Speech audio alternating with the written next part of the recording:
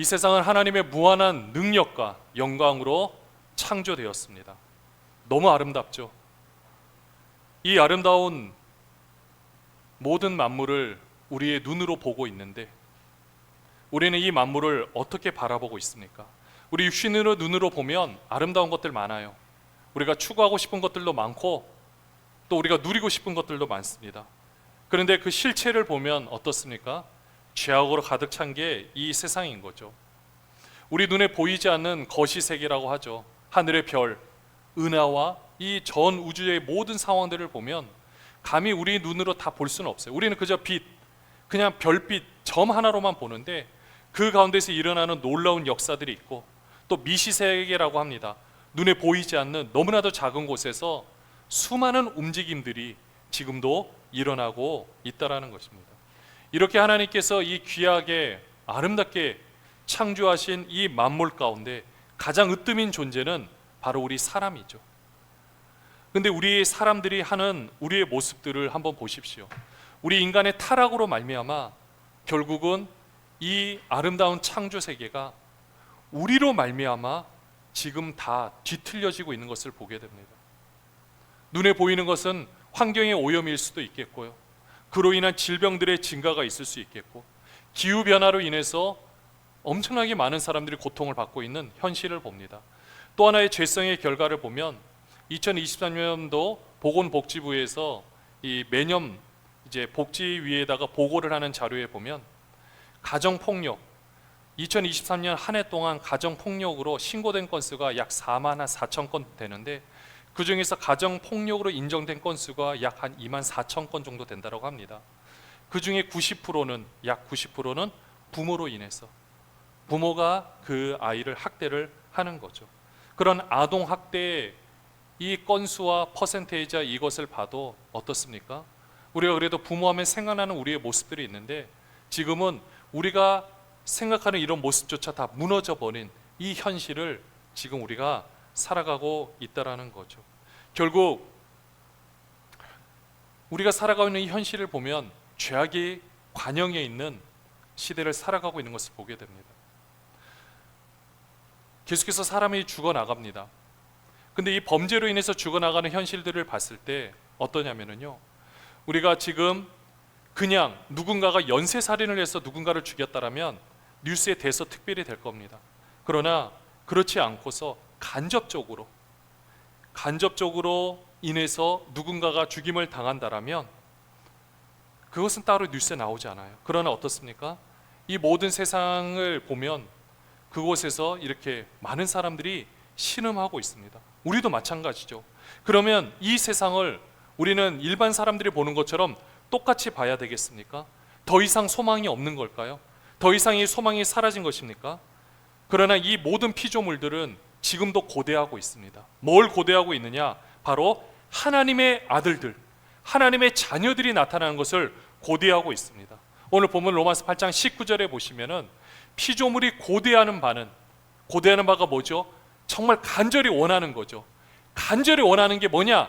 하나님의 아들들이 나타나는 것이니, 하나님의 아들들, 바로 하나님의 자녀를 말하는 겁니다.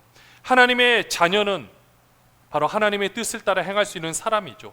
하나님을 아버지로 모시고 하나님의 뜻을 이 땅 가운데 실현시킬 수 있는 사람들, 이 사람들을 지금 이 모든 피조물들이 고대하고 있다라는 겁니다.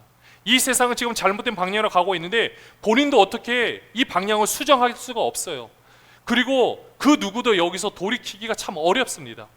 근데 이것을 해결할 수 있는 법은 단 하나, 바로 하나님의 자녀들이 맡은 바 사명을 감당해야 되는 줄로 믿습니다. 하나님의 자녀는 하나님의 통치를 받는 사람들이에요.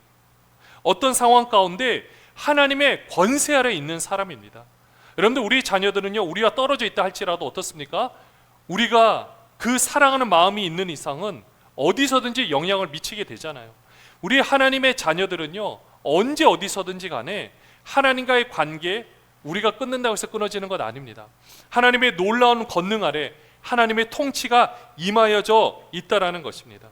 이 하나님의 통치, 하나님을 아버지로 받아들이고 하나님의 뜻을 행하는 이 자녀들이 나타나서 이 세상을 변화시키기를 하나님도 원하시고 있다라는 거죠.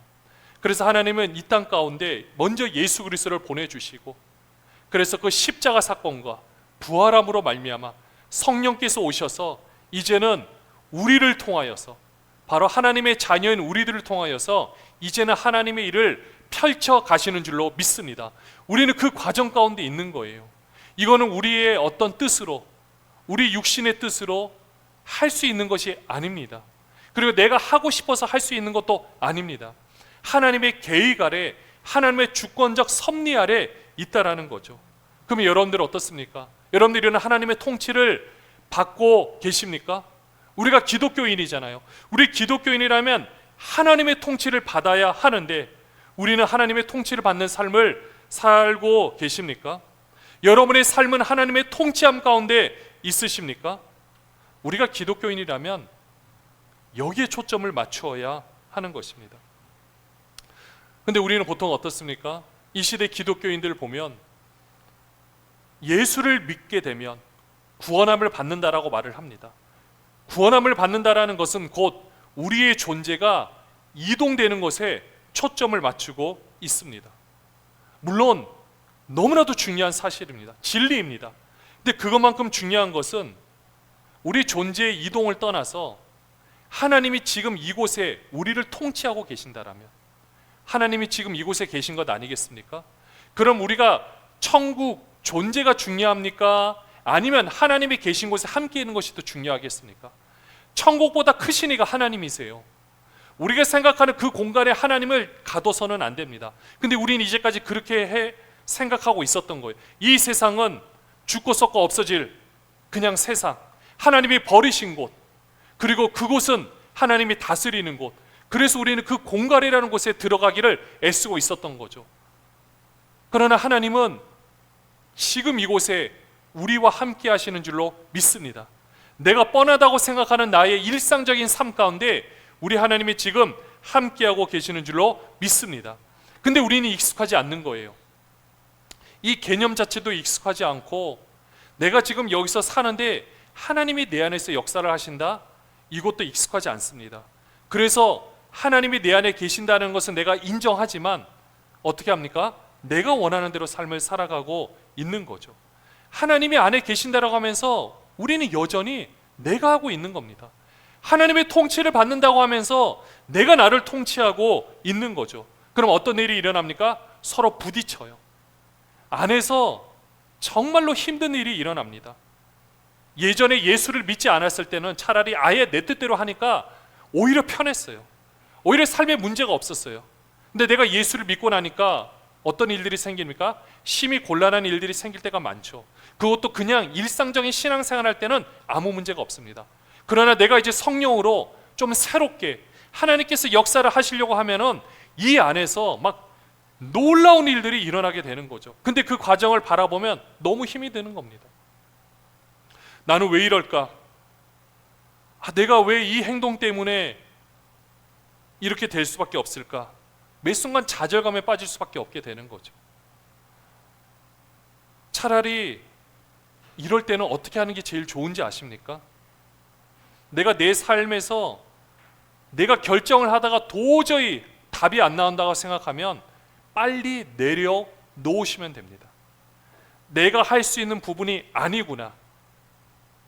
관계의 어려움 때문에 내가 이것을 내 지혜로 해결하려고 하다 보니 오히려 실타래를 풀다가 더 꼬이듯이 더 꼬여지는 때도 있습니다.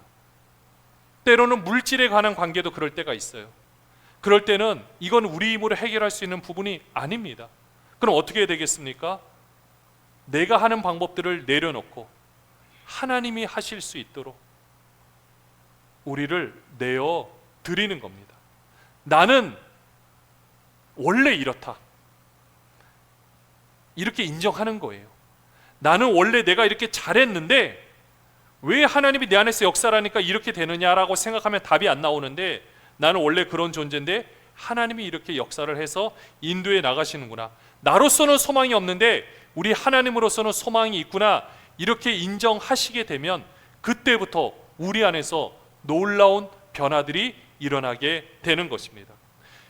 물론 이렇게 하는 작업이 우리한테는 그게 고난이 될 수가 있습니다. 그래서 오늘 8장 18절 말씀에 보면 이렇게 사도 바울이 고백하고 있어요. 뭐라고 말합니까? 생각하건대 현재의 고난은 장차 우리에게 나타날 영광과 비교할 수 없도다. 이 고난이 바로 우리 안에서 하나님의 뜻과 나의 뜻이 부딪혀서 계속해서 깨어지는 그 상황을 이 고난이라고 말하는 겁니다. 그냥 우리의 삶 가운데 그냥 힘든 일을 고난으로 말하는 게 아니에요. 우리 내면에서 일어나고 있는 부딪힘이 바로 고난이라고 말하는 겁니다. 밖에서 일어난 일은 그냥 고생이에요. 고생과 고난은 같지가 않습니다. 아무 의미 없이 그냥 힘든 일을 겪는 것을 고생이라고 한다면, 고난은요 목적이 있고 하나님께서 주관하고 계시고 그 안에서 나의 반응으로 이루어지는 것입니다. 생각하건대 현재의 고난은, 지금 우리 안에서 일어나는 이 내면의 부딪힘은 장차 우리에게 나타날 영광과 비교할 수 없도다. 이 내면의 부딪힘으로 인해서 깨어지고 온전히 하나님께서 통치하시게 되면 그 순간부터 누리는 그 하나님의 평안과 그 하나님의 무한한 영광, 여러분들 그 앞에 서게 되면 정말 나 자신 아무것도 아닌 거고 그 안에서 그 누릴 수 있는 것들이 얼마나 많은지 모릅니다. 사실 하나님께서 이미 우리에게 주셨어요. 여러분들 예수 그리스도 다 믿으십니까? 여러분들 예수님 때문에 구원함을 받으셨습니까? 그러면 그렇게 고백하는 그 순간 하나님께서는 이미 예수를 통하여 모든 복을 우리에게 주신 줄로 믿습니다. 이미 다 주셨어요. 더 이상 주실 것이 없습니다. 근데 우리는 누리지 못해요. 왜 못 누립니까? 이 내면의 갈등 때문에 그런 거예요. 우리 내면의 갈등이 있게 되면 밖에 아무리 좋은 것이 있어도 절대 좋게 받아들일 수가 없습니다. 밖에 아무리 예쁘고 좋은 것이 있다 할지라도 내 내면 속에서 그것을 받아들일 수 있는 힘이 없으면 아무것도 아니지 않습니까? 그래서 하나님은 우리가 스스로 우리를 포기하도록 하나님은 기다리고 계시다라는 겁니다. 이게 우리에게 고난이라는 거죠. 우리의 자아가 깨어지는 그 시간이 필요하다라는 것입니다. 우리는 고난하면 예수 그리스도의 십자가를 진다라고 생각합니다. 맞습니다. 사도 바울도 그렇게 고백했습니다. 그리스도의 남은 고난을 내 육체에 채운다. 이 고백도요 결국 어떤 고백입니까? 내 속에 있는 이 내 자아를 온전히 깨는 그 십자가의 고난을 말하고 있는 거죠. 그 육체에 채우는 겁니다. 본인은 교회를 핍박을 했어요. 그래서 앞으로 지나가면서 그 모습을, 핍박하는 모습을 볼 때마다 저게 내 모습이지 하고 그들을 그냥 끌어안는 겁니다. 얼마든지 정죄할 수 있고 얼마든지 그들에게 욕할 수 있는데 그 모습이 내 모습이었던 거예요. 남의 모습이 아닙니다. 내가 더 의로운 존재고 저들은 안 좋은 존재, 더 하등한 존재, 이렇게 보는 게 아니에요. 내가 하나님의 의로 말미암아 깨어지다 보니, 내 자가 깨어지다 보니 내가 가장 낮은 곳에 있을 수밖에 없다라는 그 현실을 자각하게 된다라는 것입니다. 우리 육신의 자아는요 절대 이것을 용납하지 못합니다. 여러분들 누군가 여러분들 공격해 보십시오. 여러분들 가만히 계실 수 있습니까? 여러분의 자존심을 긁어 보십시오. 어떻게 가만히 있을 수 있겠습니까? 우리가 이 세상에서 열심히 돈을 벌고 열심히 뭔가를 경제생활을 하는 게 사실은 누군가에게 보여주고 싶은 것도 없지 않아 있는 건데, 그런데 그런 모든 것들이 다 무너지는 순간 우리가 과연 무엇을 내세울 수 있겠습니까? 그런데 그 시간을 통해서 하나님은 묵묵히 하나님 일을 하신다는 거죠. 뭡니까? 내 거짓된 자아를 깨트리는 것입니다. 이거를 내가 스스로 하려고 하면 정말 고생입니다. 그러나 하나님이 하시는 일에 나 자신을 내어드리면 그때부터는 고난입니다. 그러나 그 시간은 길지 않습니다. 고생은 의미가 없는 거예요. 그러나 고난은 다릅니다. 하나님이 이렇게 우리를 변화시키는 거예요. 왜 변화시킬까요? 하나님의 아들들, 하나님의 자녀로 세우기 위해서. 그래서 이 세상을 변화시켜야 되니까. 우리 주님도 12명의 제자들, 우리가 성경 보면 답이 안 나오거든요. 그러나 그 제자들을 통하여 이 세상을 변화시키셨습니다. 고난을 통하여 세워가셨던 거죠. 마찬가지로 이제는 그 놀라운 사명을 하나님은 지금 교회를 통해서 펼쳐가시는 줄로 믿습니다. 이제는 교회를 통하여 하나님이 그 일을 준비하고 계십니다. 이 세상에 많은 사람들, 특별히 기독교인들이라고 불리는 사람들이 이 사실을 잘 몰라요. 그냥 이 세상에서 예수 믿고 내 존재가 이동된 거 확답받고, 그리고 이곳에서 우리가 원하는 어떤 복들, 시각화된 복, 세상의 기준으로 물량주의로 바뀌어진 그 복을 내가 받고 살면 된다라고 생각합니다. 말로는 맞아요. 우리 예수 믿는 거, 예수 믿고 복 받아야 됩니다. 여기 계신 분들도 예수 믿고 복 받으시기를 주님의 이름으로 축원합니다. 예수 믿고 복 받아야 되는 거 맞아요. 그러나 그 복이 사명의 입장에서 봐야 된다라는 겁니다. 하나님께서 아브라함에게 주신 복 뭡니까? 복의 근원, 너는 복이 될지라. 그러면 그 복을 가지고 어떻게 되는 겁니까? 세상의 사람들에게 나눠 주어야 하는 거예요. 마찬가지로 하나님께서 우리에게 많은 복을 주셨다. 그게 우리가 생각하는 일반적인 정형화된 이 세상의 물질과 모든 것이라면, 그 복을 받았다라면 우리는 그 복을 흘려보내야 한다라는 것입니다. 많은 물질을 가졌다면 사회적 책임을 가지고 주어진 사명을 감당해야 하는 것입니다. 우리는 이렇게 이 귀한 사명을 받았습니다. 하나님께서 이렇게 교회를 통해서 이제는 이 일들을 펼쳐 가신다라면, 우리가 사명이 있고 또 하나님 앞에서 우리의 존재가 온전히 자아가 깨어지고 하나님 앞에 바로 설 수 있게 된다면, 하나님은 마음대로 우리를 쓰실 줄로 믿습니다. 그때는 비로소 물질이 문제가 되지가 않습니다. 그 어떤 것도 제한할 수가 없습니다. 하나님의 그 무한한 능력을 감히 누가 제한을 합니까? 지금은 하나님의 무한한 능력이 있다 할지라도 우리가 받을 수 있는 우리 내면의 그릇이, 그리고 그 통로가 흘려보내야 되는데 그렇게 하지 못하기 때문에 우리가 지금은 이럴 수밖에 없겠지만, 그러나 이것도 고난, 훈련 가운데 있는 겁니다. 이제는 이 모든 것들이 다 끝이 난 줄로 믿습니다. 이제는 우리가 누려야 될 줄로 믿습니다. 우리가 감당해야 될 사명이 있기 때문에 그렇습니다. 우리는 이 사명을 감당하기 위해서 뭘 해야 되는지 아십니까? 따라하겠습니다. 기도해야 됩니다. 사명을, 다시 한번 따라해서, 사명을 감당하기 위해서 기도해야 합니다. 기도는 하나님의 뜻을 이루는 겁니다. 내가 필요한 문제를 해결하려고 기도하는 것이 아닙니다. 그러나 그 문제 해결은 하나님이 해 주십니다. 여러분들이 기도하지 않아도 해 주십니다. 그러나 내가 그 문제 해결이 된다고 해서 내 삶이 온전하게 변화될 것 같으냐? 사실은 변화되지 않는 경우가 너무 많습니다. 그럼에도 불구하고 하나님께서는 우리의 기도를 통하여 하나님의 뜻이 이루어지길 원하고 계십니다. 우리의 질병이 회복되는 거 하나님의 뜻입니다. 하나님의 창조 목적을 이루는 것입니다. 우리 몸에 또는 우리 마음에 여러 가지 병, 여러 가지 생각들이 있습니까? 하나님께서 회복시켜 주실 줄로 믿습니다. 그래, 이게 하나님의 뜻인 거예요.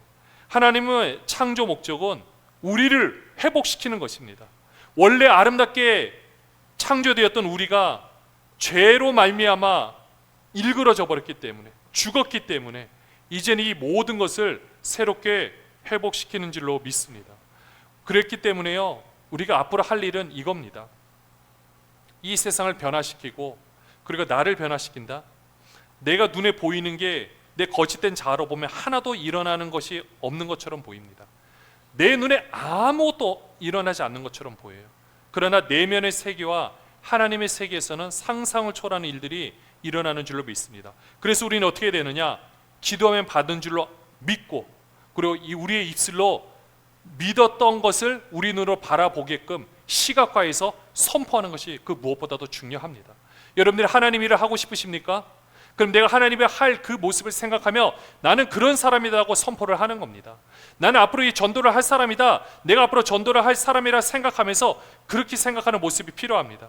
우리의 다음 세대들이 있습니까? 내가 앞으로 이루고 싶은 그 목적을, 그 목적과 그것을 내 그림으로, 상상으로 그리면서 내가 된 것처럼 내가 입술로 선포하고 그렇게 삶을 살아가는 것이 중요합니다. 한 걸음을 내딛는 것이 중요해요. 아무것도 하지 않으면 아무것도 일어나지 않습니다. 그러나 된 것처럼 우리가 이걸 내딛게 되면 하나님께서 우리의 창조 목적, 우리를 통하여 이 세상을 회복시키기를 원하시기 때문에, 우리 교회를 통하여 이 세상을 회복시키기 원하시고 있기 때문에 우리를 그렇게 써주실 줄로 믿습니다. 그러면 우리의 문제도 하나님이 당연히 해결해 주십니다. 그 문제가 해결되어야만 하나님의 일이 펼쳐질 수 있다면 왜 해결 안 해주시겠습니까? 거기에만 매몰돼서는 안 되지만 우리의 육신적 자아로 그것만 볼 것이 아니라 하나님의 놀라운 뜻을 볼 수 있어야 한다는 것입니다. 지금 우리가 그 과정 가운데 있습니다. 사랑하는 여러분들, 우리 육신의 자아, 우리 거짓된 모습으로 보면 정말 아무것도 아닌 것 같습니다.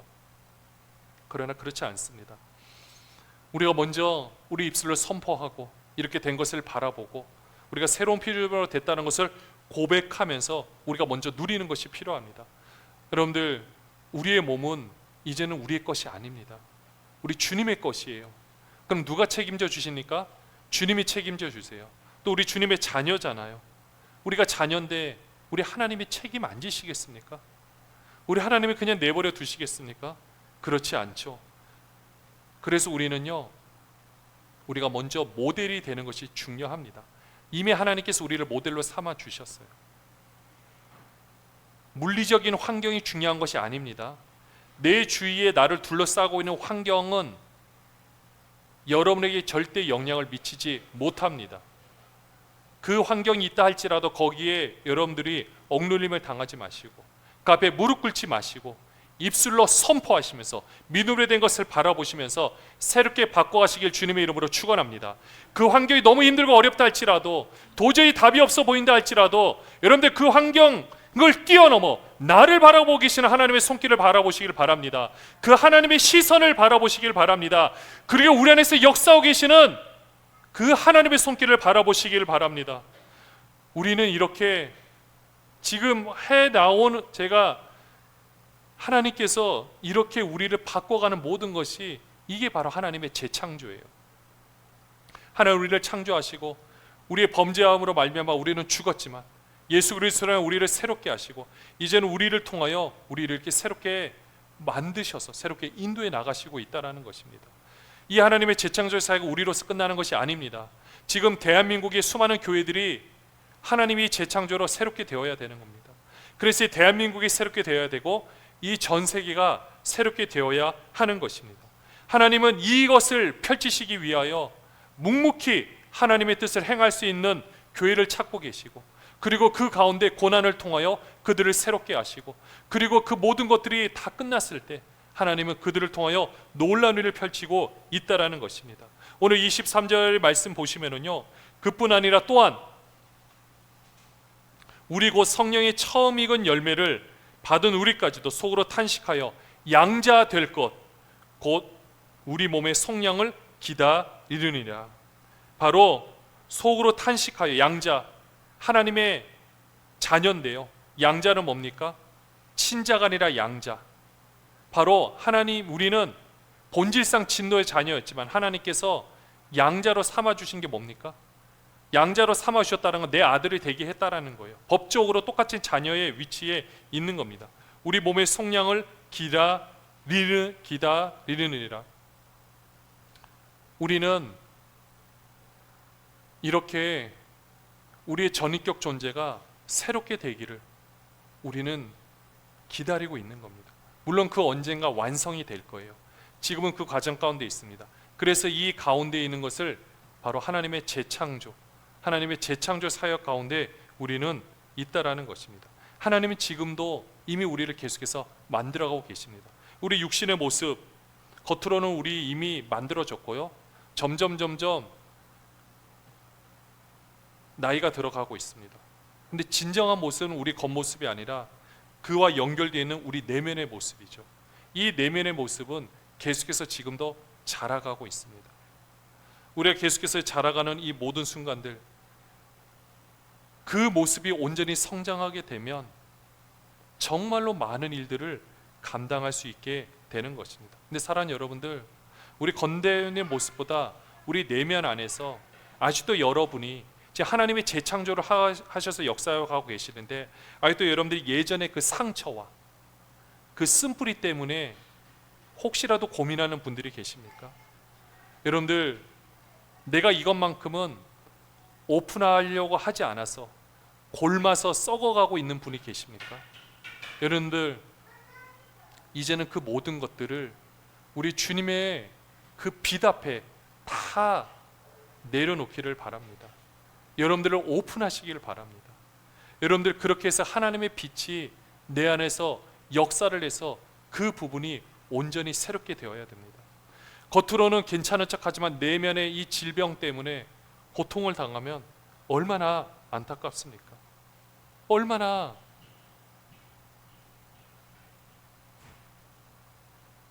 마음이 아픕니까? 어두운 가운데 우리는 이제 거할 필요 없습니다. 우리는 법적으로 모든 것이 자유함을 입었습니다. 내가 아직도 내가 벗어나지 못하는 우리의 모습들이 있습니다. 근데 그 모습은 법적으로 여러분과 상관없습니다. 여러분들 믿으십니까? 그 여러분에게 이제 아무 영향을 미칠 수가 없습니다. 예수 그리스도의 십자가의 죽으심으로 모든 우리의 질병과 그 상처 쓴뿌리를 다 짊어지신 줄로 믿습니다. 우리는 다 내려놨어요. 이미 십자가에 다 전가가 됐습니다. 우리의 모든 죄가 다 전가가 됐습니다. 이제는 법적으로 여러분에게 그 어떤 것도 여러분을 정죄할 수가 없습니다. 우리가 이 사실을 분명히 믿어야 한다라는 것입니다. 그래서 우리는 그 내면에 이 모든 것들을 내놔야 되는데요. 이렇게 하는 것이 무엇이냐? 여러분들은 하나님께 바로 이것 또한 기도하는 것입니다. 26절에 보시면 이와 같이 성령도 우리의 연약함을 도우시나니 우리는 마땅히 기도할 바를 알지 못하나 오직 성령이 말할 수 없는 탄식으로 우리를 위하여 친히 간구하시느니라. 그래서 우리가 기도를 하는 겁니다. 우리가 봤을 때는 문제가 있어서 기도하는 것처럼 보이는데 물론 그렇게 기도해야 되는 거 맞습니다. 그러나 하나님은 우리 안에서 우리가 생각할 때는 그 문제가 해결되면 나의 모든 문제가 해결될 거라고 생각하지만 우리보다 우리를 더 잘 아시는 하나님은 우리의 연약한 그 부분을 만지어야만 이 문제가 근본적으로 해결된다는 것을 하나님은 알고 계십니다. 우리를 창조하신 분이시기 때문에. 그래서 이 부분을 먼저 만지십니다. 사랑하는 여러분들, 여러분들 어떤 힘든 일로 인해서 기도를 하시거나 작정 기도를 하시거나 기도를 하신다라면 여러분들 하나님은 그 먼저 이걸 통해서 우리를 만져가십니다. 여러분들 그 기도 시간에 우리 내면의 모든 부분들을 여러분 하나님의 그 거룩한 빛 앞에 온전히 다 오픈하시기를 바랍니다. 그렇게 할 때 하나님께서 우리를 만지시는 그 재창조의 손길을 경험하실 수가 있습니다. 지금도 나를 만져가시는 하나님의 손길을 경험하는 것입니다. 우리가 아침마다 아침을 여는 그 묵상, 말씀을 볼 때 여러분들 그 하나님의 손길이 여러분을 붙잡고 있는 것을 경험하게 될 겁니다. 그 하나님의 손길이 말씀이 내가 읽었는데 내가 들었는데 그 말씀이 막 내 안에서 와서 그 부분을 만지고 있는 것을 경험하게 될 것입니다. 여러분들이 기도를 할 때 그리고 예배를 할 때도 지금도 우리 눈에는 보이지 않는다 할지라도 하나님이 지금 여러분 안에서 여러분이 귀로 듣지만 그 귀로 듣는 그 모든 반응을 통하여 하나님 지금 여러분의 전인격적인 모든 부분을 만져주시는 줄로 믿습니다. 이건 저도 변함이 없습니다. 저도 예외가 아닙니다. 저도 제 입으로 이야기를 하고 저도 제 입술로 제 목소리로 이야기를 하고 있지만 이 말씀에 제일 먼저 반응하는 건 바로 접니다. 이 말씀의 선포를 통해서 제 입으로 나아가서 제 귀로 듣지만은 이 말씀을 통해서 새롭게 될 수 있는 것도 바로 저라는 사실입니다. 사랑하는 여러분들, 우리 성령께서 27절에 보면 마음을 살피신다라고 했어요. 마음을 살피시는 이가 성령의 생각을 아시나니 이는 성령이 하나님의 뜻대로 성도를 위하여 간구하심이라. 마음을 살피시는 이니 하나님께서 우리의 마음을 이미 다 살피고 계세요. 성령께서 우리 안에서 온전히 역사를 하고 계십니다. 이게 우리가 말하는 정말 하나님께서 이루어 가시는 놀라운 사역입니다. 여러분들 기도 많이 하시길 바랍니다. 특별히 방언으로 기도하실 수 있으면 기도하시고 방언의 은사를 사모하시기 바랍니다. 그렇게 기도하실 때 내 육신의 자아로는요 내가 그냥 기도를 하면 이런 것들이 정리가 안 됩니다. 그러나 방언을 기도하게 되면 안에서 놀라운 역사가 일어납니다. 그리고 그것을 또 경험하게 됩니다. 그러면서 내가 겉으로는 내 환경과 모든 것이 무너질 수밖에 없었는데 안에서부터 거룩한 힘, 하나님이 공급하시는 새로운 힘을 경험하게 됩니다. 우리가 매 기도 시간마다 우리는 경험하고 있습니다. 그렇게 해서 그것을 경험하게 될 때 우리 하나님께서 지금 내 손을 꼭 붙잡고 있었구나, 내가 그전에 몰랐는데 나를 인도하고 계시는구나, 나를 만져가고 계시구나, 이것을 경험할 수 있게 되는 것입니다. 우리 이렇게 된다면 힘든 일이 우리 눈앞에 닥쳐도요, 왜 이런 일이 있냐라고 원망할 것이 아니라 이 일을 통하여 하나님이 왜 나를 이렇게 더 성장시켜 가시는 건가? 하나님께서 나에게 맡겨주신 너무나도 귀한 일이 있나 보네, 이렇게 생각하고 감당하면 된다라는 거죠. 그래서 28절에 사도 바울도 이 내면의 엄청난 고민을 통해서 해결받음을 통해 이런 고백을 합니다. 우리가 알거니와, 같이 한번 읽어볼까요? 우리가 알거니와 하나님을 사랑하는 자 곧 그의 뜻대로 부르심을 입은 자들에게는 모든 것이 합력하여 선을 이루느니라. 여기도 나오죠. 하나님을 사랑하는 자, 그의 뜻대로 부르심을 입은 자. 부르셨기 때문에 우리가 사랑할 수 있어요. 우리가 이런 관계에 있는 사람들입니다. 우리 너무 귀한 존재예요. 한번 따라하겠습니다. 나는 너무 귀한 존재다. 네, 목소리가 너무 작습니다. 나는 너무 귀한 존재다. 할렐루야. 우리는 그런 사람들입니다. 너무 귀한 사람들입니다. 어제의 삶, 어제의 상처, 어제의 모습, 이제는 여러분과 상관이 없습니다. 예수 이름으로 선포하십시오. 그리고 내가 생각하는 우리의 롤모델 예수 그리스도를 바라보고 그분을 생각하며 그분처럼 행동하고 그분의처럼 되기를 바라는 마음으로 선포하고 나의 모든 것에 대해서 환경에 여러분들 넘어지는 것이 아니라 환경을 뛰어넘는 것을 여러분 스스로 선포하시기를 바랍니다. 하나님은 어떻게든 만들어 가십니다. 하나님은 아름답게 이루어 가십니다. 이 세상 만물을 사랑하시는 그 하나님께서 이제는 우리를 통하여 이 모든 것들이 변화되기를 원하시고 계십니다. 하나님의 재창조, 이제는 만물을 따로 하실 필요 없습니다. 우리만 변화시키면 됩니다. 그럼 우리를 통하여 원래 창조적 지위에 부합하게 맞춰져서 하나님의 놀라운 역사를 감당하게 될 줄로 믿습니다. 바로 29절의 아들의 형상을 본받게 해서 하나님께서는 목표를 이미 우리에게 주셨습니다. 그렇게 해서 이 놀라운 사역을 지금도 이루어 가시는 그 하나님의 놀라운 사역, 그 하나님의 재창조 사역 가운데 거하는 저와 여러분이 되시기를 주님의 이름으로 축원합니다.